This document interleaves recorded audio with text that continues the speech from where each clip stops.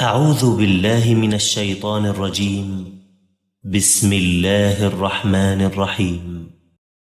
والتين والزيتون وطور سينين وهذا البلد الأمين لقد خلقنا الإنسان في أحسن تقويم ثم رددناه أسفل سافلين إلا الذين آمنوا وعملوا الصالحات فلهم أجر غير ممنون فما يكذبك بعد بالدين أليس الله بأحكم الحاكمين